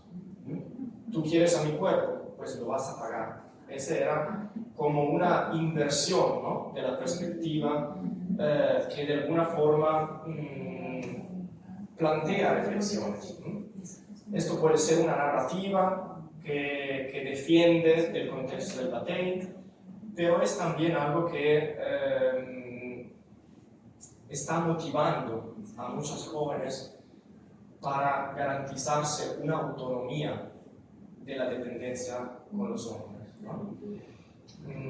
Y que les permite avanzar entonces, pero con conciencia. Pero entiendo que es un tema muy delicado y que necesitaría profundizarse mucho para esta review. Y entonces me decía Lilian, la verdad es que yo mastico y trago de todo, cada cosa que hace, solo por mis hijos. Mastico y trago y nuestras cosas se quedan entre las cuatro paredes de la casa. Si no fuera por el dinero, ya lo habría dejado, porque ¿qué hago yo con una persona así? ¿Piensas que hace algo en la casa, lavar, limpiar, jugar con los niños? No, tengo que hacerlo todo yo. Somos como esclavas nosotras las mujeres. Por mis hijos, yo soy capaz de hacer cualquier cosa, mastico y trago cualquier cosa, soporto todo y no me quejo, no protesto, porque en serio, si pudiera, echaría a ese hombre hoy mismo. El problema es que a veces dejas a un hombre porque es mala persona, buscas otro y encuentras uno igual o peor. Aquí no hay hombres serios, se necesitaría un mapa para encontrarlos. Le digo la verdad, un mapa. Solo hay hombres violentos que únicamente piensan en emborracharse y golpear a las mujeres. Por eso es mejor estar sola. Yo he entendido que para mis hijos soy madre y padre al mismo tiempo, y me siento orgullosa, porque mis hijos confían en mí y cuentan solo conmigo. Para mí no es una desgracia, al contrario es una verdadera bendición, porque los hijos son lo más importante en la vida de una madre, son la vida misma de una mujer. Bueno, entonces, lo que he tratado hacer con esta investigación, con este libro, es darle valor a estos testimonios que me impresionaron mucho, porque yo mismo, después de mi experiencia de 2013, volví al Batey con la idea y una perspectiva un poco piadosa, ¿no? de encontrar a la mujer del Batey como expresión de la máxima subordinación, de la máxima explotación. Y por un lado, claro, es así, es el anillo más débil en esa cadena de poder y de ejercicio del poder que sigue siendo el Batey, donde la mujer sigue no teniendo acceso a fuentes de ingreso. Pero claro, no solo es eso la mujer, ¿no? Compartiendo ese tiempo con ellas me di cuenta que tienen y crean márgenes de felicidad, márgenes de resistencia, márgenes de agencia, y que de alguna forma u otra son verdaderamente el eje de la sociedad de la plantación, y tal vez lo han sido siempre. De hecho, de alguna forma siempre se ha dicho que el capital de la plantación se apoya en el trabajo no asalariado de la mujer, ¿no? Pero esto no ha sido reconocido, y ha sido invisibilizado a lo largo del tiempo. Entonces, en lo que es mi pequeñísima y humilde contribución, he tratado de visibilizar un poco más la contribución de la mujer al sistema, a la economía de plantación, a la familia de plantación, y que supuestamente ha sido la columna vertebral de la República Dominicana por mucho tiempo, la que ha generado la mayor economía del país hasta hace por lo menos 20 años, 30, bueno, hasta los años 80, 90, y que ha sido el símbolo, ¿no? de lo que ha sido el Caribe históricamente. Sidney Mintz de alguna forma también lo expresó en ese libro que el doctor Wilfredo Lozano mencionaba antes, que es Sweetness and Power, ¿no? Donde dulzura y poder, donde demuestra cómo el Caribe, Cuba, República Dominicana, Haití en su tiempo, fueron los que de hecho permitieron el surgimiento del capitalismo europeo, el desarrollo infraestructural y la riqueza de Europa. Haití a mitad del siglo XVIII producía 3/4 partes del azúcar que se consumía a nivel global. Francia se construyó materialmente con la explotación colonial y todavía no le reconoce, ¿no? Lo que le debe cuando después de la independencia le amenazó con volver a invadirle si no hubiera pagado un precio por su libertad enorme. Entonces, esto como investigador europeo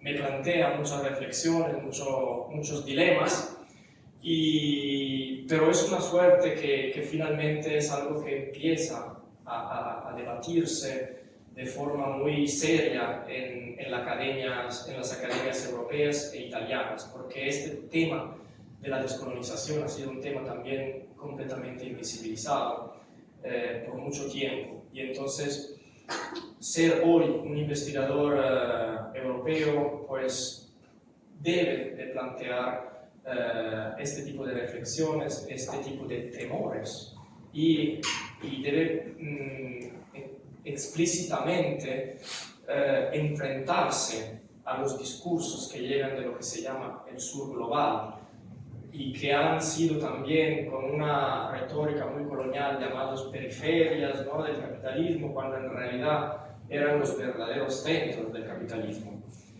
Y bueno, también trato de abarcar un poco estos temas teóricos e históricos en el libro, pero claro, es un trabajo que necesita seguir cada día, ¿no? Cada día es un trabajo de reflexión y de investigación, pero bueno. No sé si he dicho lo que se esperaban, pero...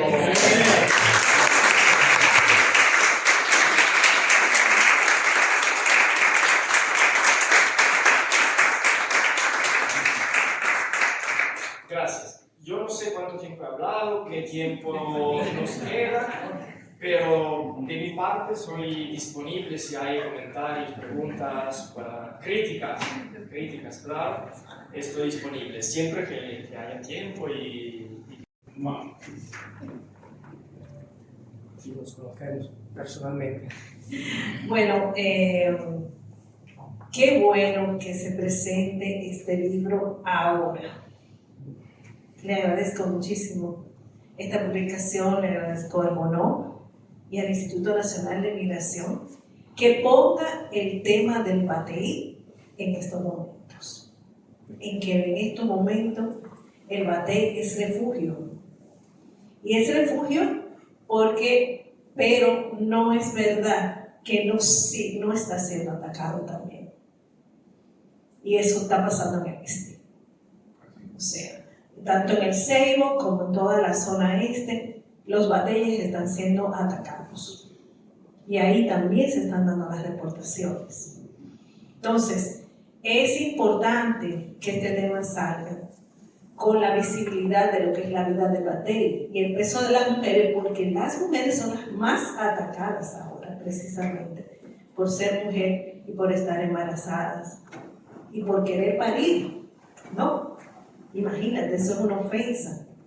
Y yo creo que a mí me parece muy interesante todo este planteamiento etnográfico y rescatar, yo como antropóloga lo destaco, el tema de la importancia de la etnografía, mostrando la realidad desde las voces de la gente, desde la vida, desde la carne, desde el cuerpo, desde el sudor de la gente, haciendo esta descripción que no es posible desde ningún otro acercamiento, desde ninguna otra aproximación, porque la etnografía te hace ver cómo suceden las cosas, como tú bien planteabas todo esto de las mujeres. Y hay un tema ahí también que me parece muy interesante, que es un tema para plantearlos como el tema del cambio, y es la música. En estos momentos la música urbana está reflejando, igual que la bachata, lo que son los códigos culturales importantes para las mujeres, las jóvenes y los jóvenes. Y lo está reflejando y lo está fortaleciendo y ayudando a un empoderamiento que no queremos ver. Yo, por ejemplo, digo que Toquilla es una etnógrafa. Claro. O sea, las canciones de Toquilla son pura etnografía de lo que pasa en una escuela, de lo que pasa en un callejón del barrio, de lo que pasa en la vida entre las mujeres, en las jóvenes, y todo lo que es esa vida sexual afectiva, que no sé hasta dónde pudiste llegar, que es bastante heterogénea y rompe muchos esquemas. Entonces, realmente me parece fabuloso que este trabajo salga y te felicito por ello y felicito al Bono, a Wilfredo y a Sheila, y ojalá que Flaxo y el Bono sigan la ruta la ruta del debate. ¿Por qué? Porque necesitamos visibilizar, necesitamos debatir lo que está pasando en este país con la gente de abajo. Lo que está pasando de verdad, que es muy fuerte, muy cruel, muy perverso, todo lo que está sucediendo en estos momentos en esta sociedad.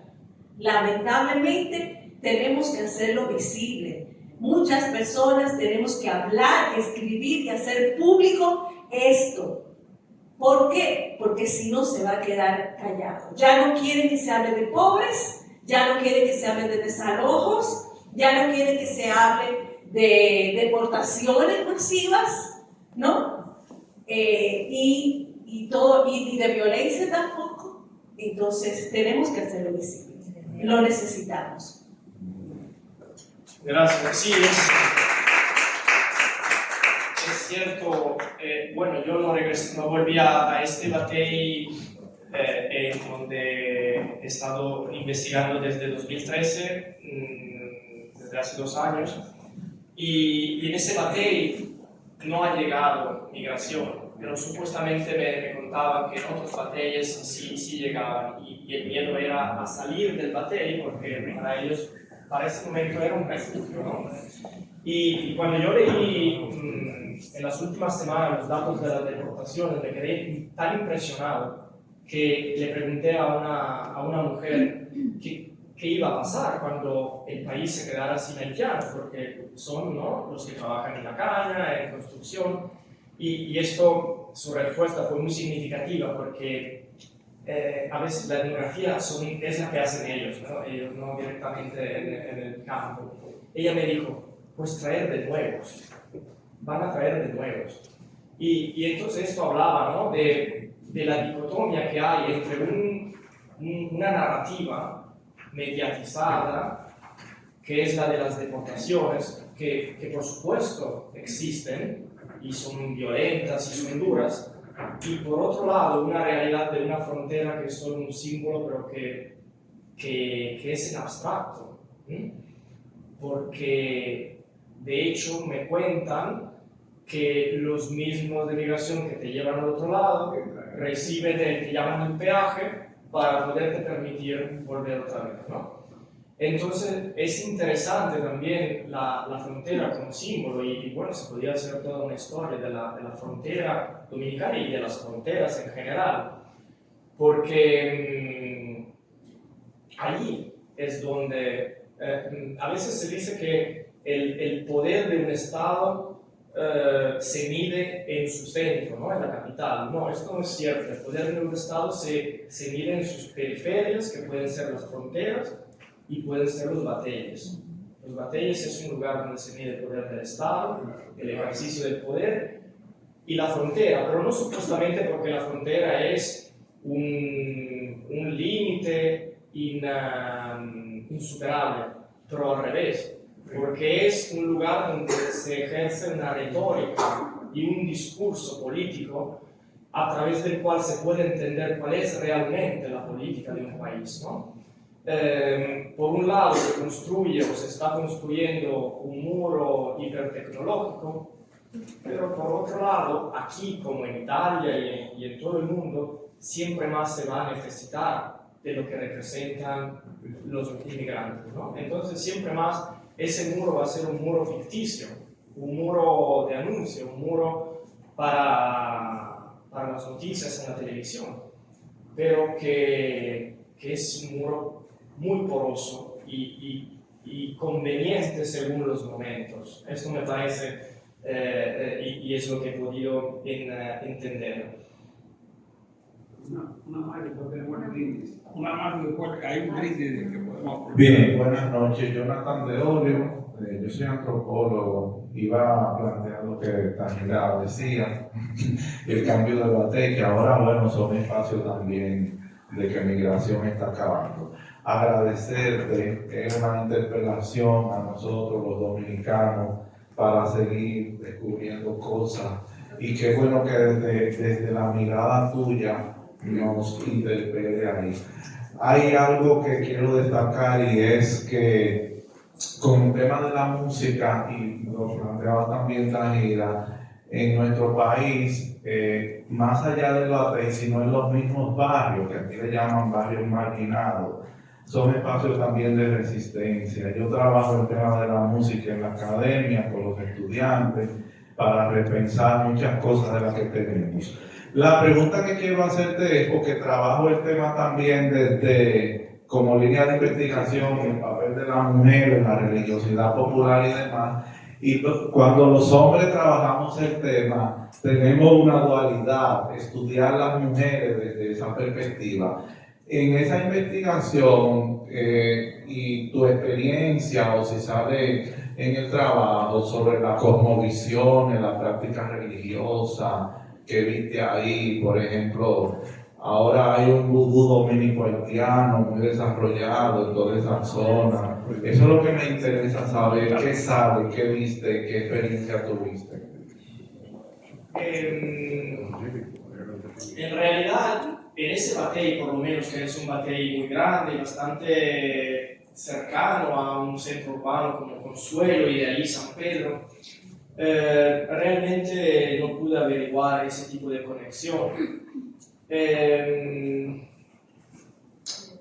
De una parte, por un lado, hay una negación, ¿no?, de la conexión con Haití, de lo que supuestamente es la cultura haitiana, y esto se conecta también con el tema del pelo bueno, pelo malo y todo lo que significa, ¿no?, tener una apariencia haitiana o afrodescendiente. Entonces, por un lado hay muchas personas que en el mismo batey niegan su ascendencia haitiana y sus raíces afrodescendientes, y por otro lado, siempre más yo veo que hay por lo contrario una reivindicación de esos orígenes.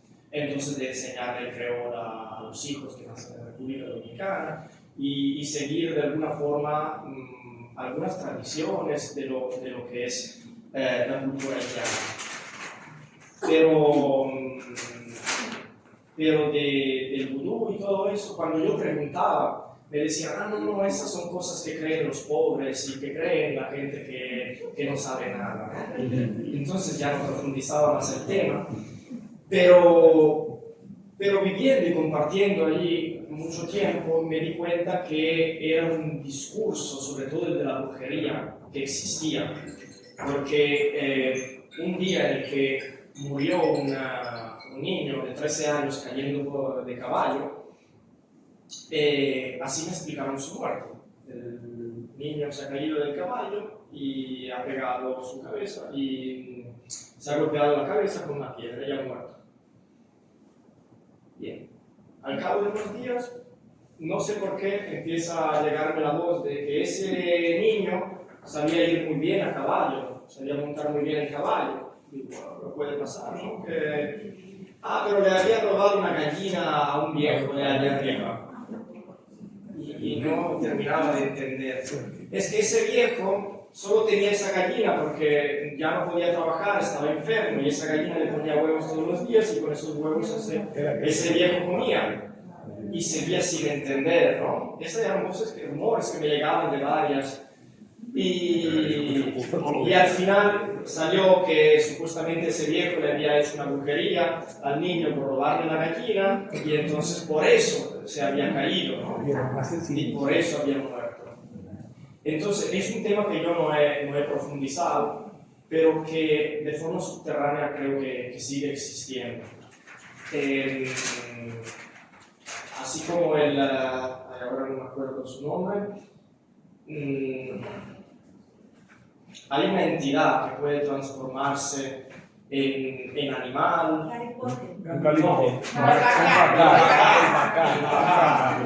El bacá, que en el contexto de plantación además está asociado también a un ejercicio de control, ¿no? Porque les da mucho temor a que un bacá pueda hacerles algo O te meta con un bacán. y la brujería también tiene que ver con un contexto, o sea, yo creo que la brujería se expresa en el contexto del batey de alguna forma diferente a la que es en Haití, supuestamente por las características del contexto de plantación. en un contexto donde no hay ley, aparte de la cadena de mando del azúcar, muchas personas me contaban como ya los jóvenes, las nuevas generaciones, no le tienen respeto a los ancianos. Y no le tienen respeto a los ancianos porque ya no hay brujos, que decían. De antes, cuando había brujos, los jóvenes respetaban a los ancianos porque los brujos podían vengarse, tenían el poder de vengarse.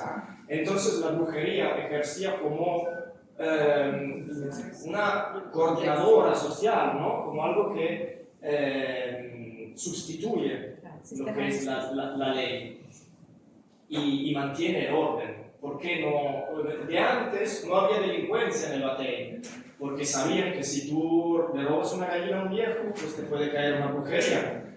Pero ahora ya no, me dicen, ya no existe la brujería, ya no hay nada de eso, pero siguen preparando a los niños cuando son recién nacidos, porque puede llegar una bruja a chuparlo. Entonces, estas son cosas, ¿no?, que subterráneamente siguen circulando, pero que en realidad no profundizan. Muy bien. Bueno, señores. Muchas gracias.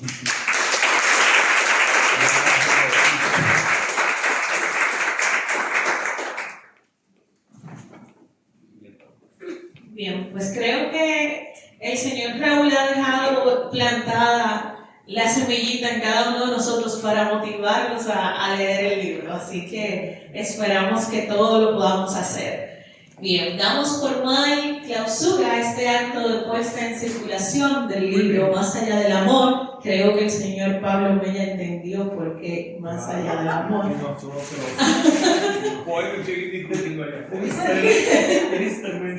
Sí, exacto. Mujeres y resistencia en un batey dominicano. Hoy hemos abierto una puerta, la puerta a una obra que nos invita a mirar con nuevos ojos, a escuchar voces que pocas veces ocupan el centro y a adentrarnos en una realidad que nos interpela como sociedad. Así que, aunque no hemos recorrido sus páginas, ya intuimos que este libro es una invitación al encuentro con historias que nos desafían, nos sensibilizan y nos conectan con lo más profundo de nuestra humanidad. Agradecemos a cada uno de ustedes por su presencia, por el respeto y el entusiasmo con el que han acompañado este momento tan especial. Y como todo buen nacimiento merece celebración, les invitamos ahora a compartir con nosotros un refrigerio como símbolo de gratitud, alegría y apertura al